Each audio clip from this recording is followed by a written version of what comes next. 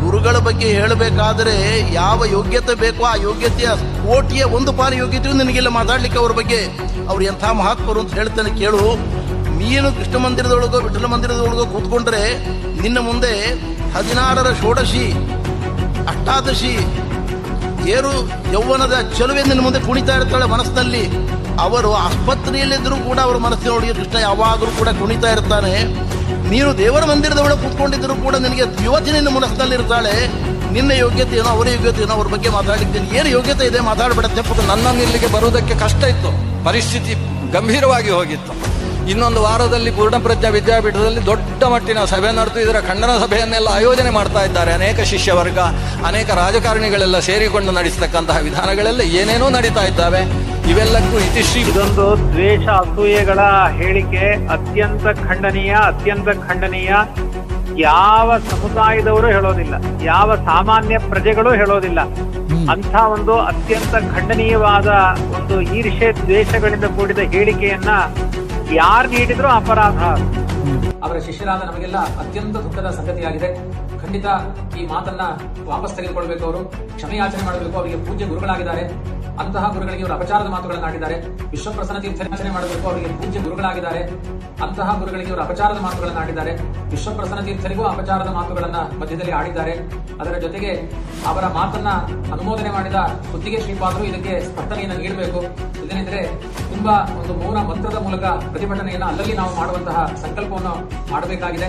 ಆದಷ್ಟು ಬೇಗ ಇದರಿಂದ ಎಚ್ಚೆತ್ತುಕೊಂಡು ನಮ್ಮ ಸಮಾಜದ ಸ್ವಾಸ್ಥ್ಯವನ್ನು ಕಾಪಾಡುವಂತಹ ಒಂದು ಹೇಳಿಕೆಯನ್ನ ಕೊಡಬೇಕು. ಇನ್ನು ಮುಂದೆ ಯಾವತ್ತೂ ಕೂಡ ಇಂತಹ ಮಾತುಗಳನ್ನ ಆಡಬಾರದು ಅಂತ ನಾವು ಬಲವಾಗಿ ಈ ಅಭಿಪ್ರಾಯವನ್ನು ಖಂಡಿಸ್ತಾ ಇದ್ದೇವೆ. ಹರಯೇ ನಮಃ.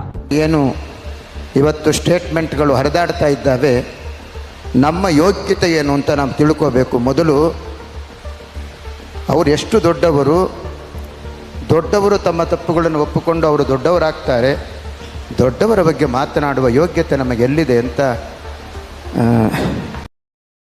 ಭವನಾಶಾಯ ಶ್ರೀಶಾಯ ಗುಣರಾಶಯ ಹೃದಯಾಯ ಶುದ್ಧ ವಿದ್ಯಾಯ ಮಧ್ವಾಯ ಚ ನಮೋ ನಮಃ. ಶ್ರೀ ಗುರುಭ್ಯೋ ನಮಃ. ಎಲ್ಲ ಆಧ್ಯಾತ್ಮ ಬಂಧುಗಳಿಗೂ ನಮಸ್ಕಾರ. ಇತ್ತೀಚೆಗೆ ಸೋಷಿಯಲ್ ಮೀಡಿಯಾದಲ್ಲಿ ತುಂಬಾ ವೈರಲ್ ಆಗಿ ಒಂದು ಕಾಂಟ್ರವರ್ಸಿ ನಡೀತಾ ಇದೆ. ಏನಂತಂದ್ರೆ, ಅದಮಾನ ಮಠದ ಹಿರಿಯ ಶ್ರೀಗಳು ಪೇಜಾವರ ಮಠದ ಹಿರಿಯ ಶ್ರೀಗಳನ್ನು ಅವಮಾನ ಮಾಡಿದ್ದಾರೆ ಅಂತ.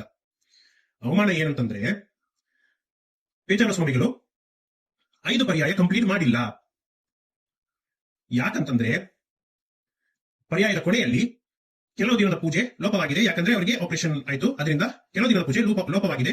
ಹಾಗಾಗಿ 5 ಪರ್ಯಾಯವನ್ನು ಯಾರು ಮಾಡಿಲ್ಲ ಅಂತ ಹೇಳಿದ್ದಾರೆ. ಅವ್ರು ಹೇಳಿದ್ದು ಸರಿಯಾ ತಪ್ಪ ಅನ್ನುವಂತಹ ಚರ್ಚೆ ಆಮೇಲೆ.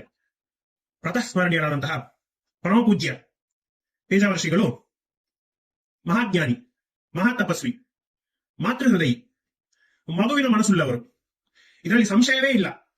ಹಾಗೇನೆ ಪರಮ ಪೂಜ್ಯ ಅದಮಾನ ಶ್ರೀಗಳು ಮಹಾಜ್ಞಾನಿ, ಮಹಾತಪಸ್ವಿ, ಮಾತೃ ಹೃದಯಿ, ಮಗುವಿನ ಮನಸ್ಸುಳ್ಳವರು. ಅಲ್ಲದೆ ಪೇಜಾವರ ಶ್ರೀಗಳನ್ನು ತುಂಬಾ ಹತ್ತಿರದಿಂದ ನೋಡಿದವರು. ಅವರ ಇಬ್ಬರ ನಡುವೆ ಇರುವ ಬಾಂಧವ್ಯ, ಪ್ರೀತಿ, ಸಹೋದರತ್ವ ನಿಮಗೆ ಅರ್ಥ ಮಾಡಿಕೊಳ್ಳಲಿಕ್ಕೂ ಸಾಧ್ಯವಿಲ್ಲ. ಹಾಗಿರುವಾಗ ಅದಮಾನ ಶ್ರೀಗಳು ಮಾತಾಡಿದ್ದು ಪೇಜಾವರ ಶ್ರೀಗಳ ಶಿಷ್ಯ ವೃಂದಕ್ಕೆ ನಿಜವಾಗಿಯೂ ಬೇಜಾರಾಗಿದ್ದರೆ, ಪೇಜಾವರ ಶ್ರೀಗಳ ಮೇಲೆ ನಿಜವಾಗಿ ಭಕ್ತಿ ಇದ್ದಿದ್ದರೆ, ಪೇಜಾವರ ಶ್ರೀಗಳು ತೋರಿಸಿದ ದಾರಿಯಲ್ಲೇ ನಡೆಯುವವರಾಗಿದ್ದರೆ ಏನ್ ಮಾಡ್ಬೇಕಾಗಿತ್ತು? ಎಲ್ಲರೂ ಸೇರಿ ಅದಮಾನ ಸ್ವಾಮಿಗಳ ಹತ್ರ ಹೋಗಿ ಭಕ್ತಿಯಿಂದ, ವಿನಯದಿಂದ ಅವರ ಪಾದಕ್ಕೆ ಶರಣಾಗಿ, ಸ್ವಾಮಿಗಳೇ, ನಮ್ಮ ಗುರುಗಳ ಬಗ್ಗೆ ತಾವು ಸಭೆಯಲ್ಲಿ ಹೀಗೆ ಮಾತಾಡಿದ್ದು ನಮಗೆ ತುಂಬಾ ನೋವಾಗಿದೆ. ಯಾಕೆ ಸ್ವಾಮಿಗಳು ಹೀಗೆ ಮಾತಾಡಿದ್ರಿ? ಅದರ ಅರ್ಥವನ್ನು ನಮಗೆ ವಿವರಿಸಿ ಹೇಳಿ ಸ್ವಾಮಿಗಳೇ ಅಂತ ಕೇಳಬೇಕಾಗಿತ್ತು. ಆಗ ಅದಮಾನ ಶ್ರೀಗಳು ಎಕ್ಸ್ಪ್ಲೈನ್ ಮಾಡ್ತಾ ಇದ್ರು. ಆವಾಗ ನೀವು, ಸ್ವಾಮಿಗಳೇ, ತಾವು ದೊಡ್ಡ ಸಭೆಯಲ್ಲಿ ಹೀಗೆ ಮಾತಾಡಿದ್ದನ್ನು ನೋಡಿ ಸಾವಿರಾರು ಜನ ತಪ್ಪಾಗಿ ತಿಳಿದಿದ್ದಾರೆ. ಇನ್ನೊಂದು ಸಭಾ ಕಾರ್ಯಕ್ರಮದಲ್ಲಿ ಇದಕ್ಕೆ ನೀವು ಎಕ್ಸ್ಪ್ಲನೇಷನ್ ಕೊಟ್ಟು ನಮ್ಮ ಗುರುಗಳ ಬಗ್ಗೆ ತಿಳಿಸಬೇಕು ಅಂತ ಪ್ರಾರ್ಥನೆ ಮಾಡಬೇಕಾಗಿತ್ತು. ಶ್ರೀಮದ್ ಆಚಾರ್ಯರು ಸಜ್ಜನರಿಗೆ ತಿಳಿಸಿಕೊಟ್ಟಂತಹ ಮಾರ್ಗ ಇದು. ಪೇಜಾವರ ಶ್ರೀಗಳು ಪಾಠ ಕಲಿಸಿದ್ದು ಇದೇ ರೀತಿಯಲ್ಲಿ. ಆದ್ರೆ ನೀವು ಮಾಡಿದ್ದೇನು? ಮಧ್ವವಿಜಯದಲ್ಲಿ ಶ್ರೀ ನಾರಾಯಣ ಪಂಡಿತಾಚಾರ್ಯರು ಚೆನ್ನಾಗಿ ಇದರ ಬಗ್ಗೆ ವಿವರಣೆ ಕೊಟ್ಟಿದ್ದಾರೆ. ನೋಡಿ, ಶ್ರೀಮದಾಚಾರ್ಯರು ಸಾಕ್ಷಾತ್ ವಾಯುದೇವರ ಅವತಾರ. ಅವರಿಗೆ ಗುರುಗಳು ಅಂತಂದ್ರೆ ಭಗವಂತ ಮಾತ್ರನೇ. ಆದ್ರೂ ಕೂಡ ಅವರು ಭೂಲೋಕದಲ್ಲಿ ಶ್ರೀಮದ್ ಆಚಾರ್ಯರಾಗಿ ಅವತಾರ ಮಾಡಿ ಬಂದಾಗ ಅಚ್ಯುತ ಪ್ರೇಕ್ಷಾಚಾರ್ಯರ ಶಿಷ್ಯರಾಗಿ ಬಂದು ಸೇರ್ತಾರೆ. ಅವರಿಗೆ ಸೇವೆ ಮಾಡ್ತಾರೆ. ಯಾಕೆ? ಜನರಿಗೆ ತಿಳಿಸ್ಲಿಕ್ಕೆ, ಗುರುಗಳ ಹತ್ರ ಹೇಗೆ ವರ್ತಿಸಬೇಕು ಅಂತ. ಶ್ರೀಮದ್ ಆಚಾರ್ಯರು ಮನಸ್ಸು ಮಾಡಿದ್ದಿದ್ರೆ ಉಡುಪಿಯಲ್ಲಿಯೇ ಅಚ್ಯುತ ಪ್ರೇಕ್ಷಾಚಾರ್ಯರಿಗೆ ವಿರುದ್ಧವಾಗಿ ಒಂದು ಹೊಸ ಮಠವನ್ನು ಸ್ಥಾಪನೆ ಮಾಡಿ ಶಿಷ್ಯರನ್ನು ಸೇರಿಸಿಕೊಂಡು ಹೇಳ್ಬೋದಿತ್ತು. ಏನಂತ? ಅಚ್ಯುತ ಪ್ರೇಕ್ಷಾಚಾರ್ಯರಿಗೆ ಭಗವಂತನ ವಿರುದ್ಧವಾದಂತಹ ಸಿದ್ಧಾಂತದಲ್ಲಿ ಆಸಕ್ತಿ ಇದೆ, ಅವರು ಅದನ್ನೇ ಬೋಧನೆ ಮಾಡ್ತಾರೆ. ಅವರು ಮೂರ್ಖರು, ಅವರನ್ನು ನೀವು ಯಾವುದೇ ಸಭಾ ಕಾರ್ಯಕ್ರಮಕ್ಕೆ ಕರಿಬೇಡಿ, ಅವ್ರು ಇರುವ ಜಾಗಕ್ಕೆ ನೀವು ಯಾರು ಹೋಗ್ಬೇಡಿ, ಅವರನ್ನ ನೀವೆಲ್ಲರೂ ಬಾಯ್ಕಾಟ್ ಮಾಡಿಬಿಡಿ ಅಂತೆಲ್ಲ ಹೇಳ್ಬೋದಿತ್ತು. ಆದ್ರೆ ಅವ್ರು ಹಾಗೇನೂ ಮಾಡಿಲ್ಲ. ಯಾಕಂತಂದ್ರೆ ಶ್ರೀಮದಾಚಾರ್ಯರು ಅಚ್ಯುತ ಪ್ರೇಕ್ಷಾಚಾರ್ಯರನ್ನು ದ್ವೇಷ ಮಾಡಿಲ್ಲ. ಅಚ್ಯುತ ಪ್ರೇಕ್ಷಾಚಾರ್ಯರು ನಂಬಿಕೊಂಡು ಬಂದಂತಹ ದುಷ್ಟ ಸಿದ್ಧಾಂತವನ್ನು ಮಾತ್ರನೇ ದ್ವೇಷ ಮಾಡಿದ್ರು. ಆದ್ರೆ ನೀವೆಲ್ಲರೂ ಏನ್ ಮಾಡಿದ್ರಿ? ಅಧಮಾನ ಸ್ವಾಮಿಗಳ ಸ್ಟೇಟ್ಮೆಂಟ್ ನ ದ್ವೇಷ ಮಾಡೋದನ್ನ ಬಿಟ್ಟು ಅಧಮಾನ ಸ್ವಾಮಿಗಳನ್ನೇ ದ್ವೇಷ ಮಾಡಿದ್ರಿ. ತುಂಬಿದ ಸಭೆಯಲ್ಲಿ ಅವರಿಂದ ಕ್ಷಮೆ ಕೇಳುವಂತೆ ಮಾಡಿ ಅವರ ಕಣ್ಣಿನಲ್ಲಿ ನೀರು ತರಿಸಿದ್ರಿ. ಇದು ಶ್ರೀಮದ್ ಆಚಾರ್ಯರಿಗೆ, ಪೇಜಾವರ ಸ್ವಾಮಿಗಳಿಗೆ, ಯಾಕೆ ಯಾವುದೇ ಸಜ್ಜನರಿಗೂ ಸಮ್ಮತವಲ್ಲ. ಒಂದು ಸಂದರ್ಭದಲ್ಲಿ ಪರೀಕ್ಷಿತ ಮಹಾರಾಜರು ಶಮೀಕ ಋಷಿಗಳ ಕುತ್ತಿಗೆಗೆ ಸತ್ತ ಹಾವನ್ನು ಹಾಕಿ ಅವಮಾನ ಮಾಡಿದ್ರು. ಅದನ್ನು ನೋಡಿದಂತಹ ಶಮೀಕ ಋಷಿಗಳ ಮಗ ಶೃಂಗಿ ರಾಜನಿಗೆ ಶಾಪ ಹಾಕ್ತಾನೆ. ಇದನ್ನು ತಿಳಿದಂತಹ ಶಮೀಕ ಋಷಿಗಳು ಏನ್ ಹೇಳ್ತಾರೆ ಮಗನಿಗೆ? ಶಬಾಸ್, ಪುತ್ರ ಅಂದ್ರೆ ನೀನು, ಶಿಷ್ಯ ಅಂದ್ರೆ ನೀನು ಮಾಡಿದಂತ ಈ ಕಾರ್ಯ ಇದೆಲ್ಲ ಇದು ತುಂಬಾ ಅದ್ಭುತ ಹಾಗೆ ಹೇಳಿದ್ರ? ಅಥವಾ ಮಗನೇ, ಸಜ್ಜನನಾದಂತಹ ಪರೀಕ್ಷಿತ ಮಹಾರಾಜನಿಗೆ ನೀನು ಶಾಪ ಹಾಕಿ ತಪ್ಪು ಮಾಡಿದೆ ಹಾಗೆ ಹೇಳಿದ್ರ? ನೀವೇ ಎಲ್ಲ ಪ್ರವಚನದಲ್ಲಿ ಹೇಳ್ತೀರಿ, ಮಹಾನುಭಾವರು ತಪಸ್ವಿಗಳು ತಪ್ಪು ಮಾಡಿದ್ರು ಕೂಡ ನಮ್ಮಂತಹ ಸಣ್ಣವರು ಆ ತಪ್ಪನ್ನು ಎತ್ತಿ ಹೇಳ್ಬಾರ್ದು, ಅದು ಮಹಾ ಪಾಪ ಅಂತ ನೀವೇ ಹೇಳ್ತೀರಿ. ಆದ್ರೆ ಈಗ ನೀವು ಮಾಡಿರುವಂತಹ ಕಾರ್ಯ ಏನು? ಮಹಾಜ್ಞಾನಿಗಳಾದಂತಹ, ಮಹಾ ತಪಸ್ವಿಗಳಾದಂತಹ, ವೈರಾಗ್ಯ ಶಿಖಾಮಣಿಗಳಾದಂತಹ ಉಡುಪಿ ಶ್ರೀಕೃಷ್ಣನನ್ನು ಮುಟ್ಟಿ ಪೂಜೆ ಮಾಡಿರುವಂತಹ ಅಧಮಾನ ಶ್ರೀಗಳನ್ನು ತುಂಬಿದ ಸಭೆಯಲ್ಲಿ ಕಣ್ಣೀರು ಹಾಕಿಸಿ ಕ್ಷಮೆ ಕೇಳುವಂತೆ ಮಾಡಿದ್ದೀರಿ. ನೀವು ನಿಜವಾಗಿಯೂ ಪೇಜಾವರ ಶ್ರೀಗಳವರ ಶಿಷ್ಯರ? ನೀವು ಮಾಡಿದಂತಹ ಇಂಥ ದುಷ್ಟ ಕಾರ್ಯ ಪೇಜಾವರ ಶ್ರೀಗಳಿಗೆ ಸಮ್ಮತವಾ? ಅದೆಲ್ಲ ಓಕೆ, ನಾವೆಲ್ಲ ಸಾಮಾನ್ಯ ಮನುಷ್ಯರಲ್ವಾ, ನಾವೇನು ಶ್ರೀಮದ್ ಆಚಾರ್ಯರು ಶಮೀಕ ಮಹರ್ಷಿಗಳಂತೆ ದೊಡ್ಡ ದೊಡ್ಡ ತಪಸ್ವಿಗಳಲ್ಲ ಅಲ್ವಾ.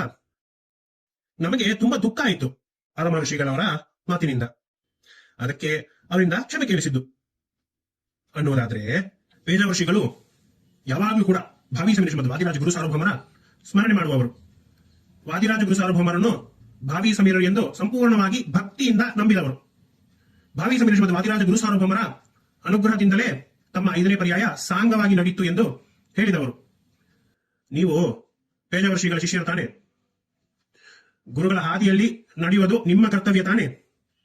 ಹಾಗಾದ್ರೆ ಸ್ವಲ್ಪ ದಿನದ ಹಿಂದೆ ವಾದಿರಾಜ ಗುರು ಸಾರ್ವಭೌಮರನ್ನು, ಅವರು ರುಜುಗಳಲ್ಲ, ಅವರು ಅಪರೋಕ್ಷ ಜ್ಞಾನಿಗಳಲ್ಲ, ಅವರಿಗೆ ಪರೋಕ್ಷ ಜ್ಞಾನ ಕೂಡ ಇಲ್ಲ, ಅವರು ಯಾವುದೇ ದೇವತೆ ಅವತಾರ ಅಲ್ಲ, ಸಾಮಾನ್ಯ ಮನುಷ್ಯರು ಎಂದು ಎಷ್ಟೊಂದು ಕೆಟ್ಟದಾಗಿ ಮಾತನಾಡಿ ಭಾವಿ ಸಮೀರ ಶ್ರೀಮದ್ ವಾದಿರಾಜ ಗುರು ಸಾರ್ವಭೌಮರನ್ನು ಅವಮಾನ ಮಾಡಿ ಅಪಚಾರ ಮಾಡಿದ್ರಲ್ವಾ.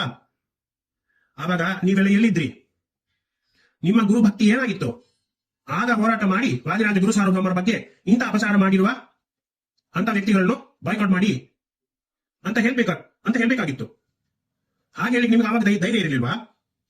ಭಾವಿ ಸಮೀರ ಶ್ರೀಮದ್ ವಾದಿರಾಜ ಗುರು ಸಾರ್ವಭೌಮರು ಶ್ರೀಮದ್ ಆಚಾರ್ಯರ ಸಮಾನರು, ರುದ್ರಾದಿ ಸಮಸ್ತ ದೇವತೆಗಳಿಂದ ಪೂಜಿಸಲ್ಪಡುವವರು. ಗೋಪಿಚಂದನ, ಅಂಗಾರಕ್ಷತೆ ಎಲ್ಲ ಹಾಕಿಕೊಂಡು ತಮ್ಮನ್ನು ತಾವು ಮಾಧ್ವರು ಅಂತ ಕರೆಸಿಕೊಂಡು ಇರುವಂತಹ ವ್ಯಕ್ತಿಗಳೇ ಮಹಾಗುರುಗಳಾದಂತಹ ಭಾವಿ ಸಮೀರ ಶ್ರೀಮದ್ ವಾದಿರಾಜ ಗುರು ಸಾರ್ವಭೌಮರನ್ನು ನಿಂದನೆ ಮಾಡಿ, ಅಪಚಾರ ಮಾಡಿ, ಅವಮಾನ ಮಾಡಿದಾಗ ನೀವೆಲ್ಲರೂ ಉದಾಸೀನವಾಗಿ ನೋಡ್ತಾ ಇದ್ರಲ್ವಾ. ಆಗ ಯಾಕೆ ರೋಷ ಬರಲಿಲ್ಲ? ಆಗ ಯಾಕೆ ಆಕ್ರೋಶ ಬರಲಿಲ್ಲ? ಸರಿ, ಭಾವಿ ಸಮೀರ ಶ್ರೀಮದ್ ವಾದಿರಾಜ ಗುರು ಸಾರ್ವಭೌಮರನ್ನು ಅವಮಾನ ಮಾಡಿದ್ರೆ ನಿಮಗೆ ದುಃಖ ಆಗುದಿಲ್ಲ, ಪೇಜಾವರ ಶ್ರೀಗಳನ್ನು ಅವಮಾನ ಮಾಡಿದ್ರೆ ಮಾತ್ರ ನಿಮಗೆ ದುಃಖ ಆಗುತ್ತೆ ಅಲ್ವಾ? ಹಾಗಾದ್ರೆ ರಾಜಕಾರಣಿಗಳು, ಸಿನಿಮಾದವರು, ಮೀಡಿಯಾದವರು ಪೇಜಾವರ ಶ್ರೀಗಳನ್ನು ಎಷ್ಟೊಂದು ಕೆಟ್ಟದಾಗಿ, ಎಷ್ಟೊಂದು ಅಸಹ್ಯವಾಗಿ, ಎಷ್ಟೊಂದು ಕ್ರೂರವಾಗಿ ಬೈದು ಅವಮಾನ ಮಾಡಿದಾಗ ಎಲ್ಲಿ ಹೋಗಿತ್ತು ನಿಮ್ಮ ಗುರುಭಕ್ತಿ? ಎಲ್ಲಿ ಹೋಗಿತ್ತು ನಿಮ್ಮ ಪೌರುಷ? ಎಲ್ಲಿ ಹೋಗಿತ್ತು ನಿಮ್ಮ ಆಕ್ರೋಶ? ಯಾಕೆ ಆವಾಗ ಹೋರಾಟ ಮಾಡಿಲ್ಲ? ಆವಾಗ ಹೋರಾಟ ಮಾಡಿದ್ದಿದ್ರೆ ಭಗವಂತನಿಗೆ ಇಷ್ಟ ಆಗ್ತಾ ಇತ್ತು. ಅಂತ ನೀಚರ ವಿರುದ್ಧ ಹೋರಾಟ ಮಾಡಿದ್ದಿದ್ರೆ ಅದು ನಿಜವಾದ ಗುರುಭಕ್ತಿ ಅನ್ಬೋದಿತ್ತು. ಯಾಕೆ ಆವಾಗ ಮಾಡಿಲ್ಲ? ಯಾಕೆ ಮಾಡಿಲ್ಲ ಅಂತಂದ್ರೆ ಅವ್ರ ಹತ್ರ ದುಡ್ಡಿದೆ, ಅವ್ರ ಹತ್ರ ಪವರ್ ಇದೆ, ಅವ್ರ ಹತ್ರ ರೌಡಿಸಂ ಇದೆ. ಅವರ ವಿರುದ್ಧ ಏನಾದ್ರೂ ಮಾತಾಡಿದ್ರೆ ಅಷ್ಟೇ ನಿಮ್ಮ ಜೀವನವನ್ನೇ ತೆಗಿತಾರೆ. ಸೊ ಸ್ವಾರ್ಥದಿಂದ ತಿಳಿದ್ರು ತಿಳಿಯದಂತೆ ಇದು ಬಿಟ್ರಿ ಅಲ್ವಾ? ಅದಮ ಋಷಿಗಳ ಹತ್ರ ಪವರ್ ಇಲ್ಲ, ಅದಮ ಋಷಿಗಳ ಹತ್ರ ರೌಡಿಸಂ ಇಲ್ಲ. ಅವರು ತುಂಬಾ ಸಾಧು ಸ್ವಭಾವದವರು. ಹಾಗಾಗಿ ಅವ್ರ ಮೇಲೆ ಯಾವ ರೀತಿಯ ದಬ್ಬಾಯಿಕೆಯನ್ನು ಮಾಡಬಹುದು ಅಂತ ದುರಾಂಕಾರದಿಂದ ತಪಸ್ವಿಗಳಾದ ಅದಮ ಋಷಿಗಳನ್ನು ತುಂಬಿದ ಸಭೆಯಲ್ಲಿ ಕಣ್ಣೀರು ಹಾಕಿಸಿ ಕ್ಷಮೆ ಕೇಳುವಂತೆ ಮಾಡಿದ್ದೀರಿ ಅಲ್ವಾ? ಇದು ಮಾಧ್ವರ ಲಕ್ಷಣ ಅಲ್ಲ, ಇದು ವೇದ ಋಷಿಗಳಿಗೆ ಸಮ್ಮತ ಅಲ್ವೇ ಅಲ್ಲ. ಇಷ್ಟೊಂದು ದುರಂಕಾರ ಯಾಕೆ? ಕೊನೆಯದಾಗಿ ಎಲ್ಲ ಪೀಠಾಧಿಪತಿಗಳಲ್ಲಿ ನನ್ನ ಒಂದು ಪ್ರಾರ್ಥನೆ. ಈ ದಿನ ಅದಮ ಋಷಿಗಳಿಗೆ ನಡೆದ ಅವಮಾನವನ್ನು ಯಾವ ಯತಿಗಳು ಪ್ರೋತ್ಸಾಹಿಸಬೇಡಿ. ಯಾಕಂದ್ರೆ ತಾವು ಇಂಥ ಗುರುಗಳ ಶಿಷ್ಯರು ಎಂದು ಹೇಳಿಕೊಂಡು ಮನಸ್ಸಿನಲ್ಲಿ ಬರೀ ಅಹಂಕಾರವನ್ನೇ ತುಂಬಿಕೊಂಡಿರುವ ಇಂಥ ಜನರು ಯಾವಾಗ ಹೇಗೆ ಬೇಕಾದರೂ ತಿರುಗಿ ಯಾರನ್ನು ಬೇಕಾದರೂ ಇಂತಹ ಪರಿಸ್ಥಿತಿಯಲ್ಲಿ ತಂದು ನಿಲ್ಲಿಸುತ್ತಾರೆ. ಮಠಕ್ಕೆ ಬೆಂಕಿ ಹಚ್ಚಿ ತಮ್ಮ ಪರ್ಸನಲ್ ದ್ವೇಷವನ್ನು ಸಾಧಿಸಿಕೊಂಡು ತಮ್ಮ ಬೇಳೆಯನ್ನೇ ಬೇಯಿಸಿಕೊಳ್ಳುತ್ತಾರೆ. ಇಲ್ಲಿ ವಿಷಯ ಏನಂತಂದ್ರೆ, ಎಲ್ಲಾ ಪೀಠಾಧಿಪತಿಗಳು ಎಲ್ಲಾ ವಿಧವಾದಂತಹ ವೇದಿಕೆಯಲ್ಲಿ ಮಾತನಾಡಿರುತ್ತೀರಿ, ಅಥವಾ 4 ಜನರ ಮುಂದೆ ಏನಾದರೂ ಮಾತನಾಡಿರುತ್ತೀರಿ, ಅಥವಾ ಪರ್ಸನಲ್ ಆಗಿ ಮಾತನಾಡಿರುತ್ತೀರಿ. ಅದೆಲ್ಲವನ್ನು ರೆಕಾರ್ಡ್ ಮಾಡಿರಬಹುದು. ಈ ದಿನ ಹಲವಾರು ಶ್ರೀಗಳಿಗೆ ನಡೆದಂತಹ ಅವಮಾನ, ಇದೇ ರೀತಿಯಾದ ಅವಮಾನವನ್ನು ಇಂಥವರು ಬೇರೆ ಯತಿಗಳಿಗೂ ಮಾಡಬಹುದು. ಅದಕ್ಕಾಗಿಯೇ ಕಾದುಕೊಂಡಿರುತ್ತಾರೆ. ಆದರೆ ಸಜ್ಜನರಿಗೆ ಮಾತ್ರ ಯತಿಗಳನ್ನು ಇಂತಹ ಪರಿಸ್ಥಿತಿಯಲ್ಲಿ ನೋಡಲು ತುಂಬಾ ದುಃಖವಾಗ್ತದೆ. ಆದ್ದರಿಂದ ಯಾವ ಪೀಠಾಧಿಪತಿಗಳು ಈ ದುಷ್ಕೃತ್ಯವನ್ನು ಸರಿ ಎಂದು ಪ್ರೋತ್ಸಾಹಿಸಬೇಡಿ ಎಂದು ತಮ್ಮಲ್ಲಿ ಕಳಕಳಿಯ ವಿನಂತಿ. ಮುಂದಿನ ಪೀಳಿಗೆಗೆ ಒಳ್ಳೆಯ ಜ್ಞಾನವನ್ನು ಕೊಡುವಂತೆ ಪಂಡಿತರಿಗೆ, ವಿದ್ವಾಂಸರಿಗೆ ಬುದ್ಧಿ ಹೇಳಿ. ಇಂತಹ ಕಾರ್ಯವನ್ನು ಇನ್ಮೇಲೆ ಮಾಡಕೂಡದು. ಏನೇ ಇದ್ರೂ ನಿಮ್ಮಲ್ಲಿಯೇ ಬಗೆಹರಿಸಿಕೊಂಡು ಇರಬೇಕು. 4 ಜನ ನೋಡಿ ನಗುವಂತೆ ಮಾಡಬಾರದು ಎಂದು ಅವರಿಗೆ ಬುದ್ಧಿ ಹೇಳಿ ಅಂತ ನಿಮ್ಮಲ್ಲಿ ನನ್ನ ಪ್ರಾರ್ಥನೆ ಅಂತ ಹೇಳ್ತಾ, ಗುರುವಂತರ್ಗದ ಮಧ್ವಂತರ್ಗದ ಭಗವಂತನಿಗೇನೆ ಇದನ್ನು ನಾನು ಅರ್ಪಣೆ ಮಾಡ್ತೇನೆ. ಶ್ರೀಕೃಷ್ಣ ಅರ್ಪಣ ಮಸ್ತು.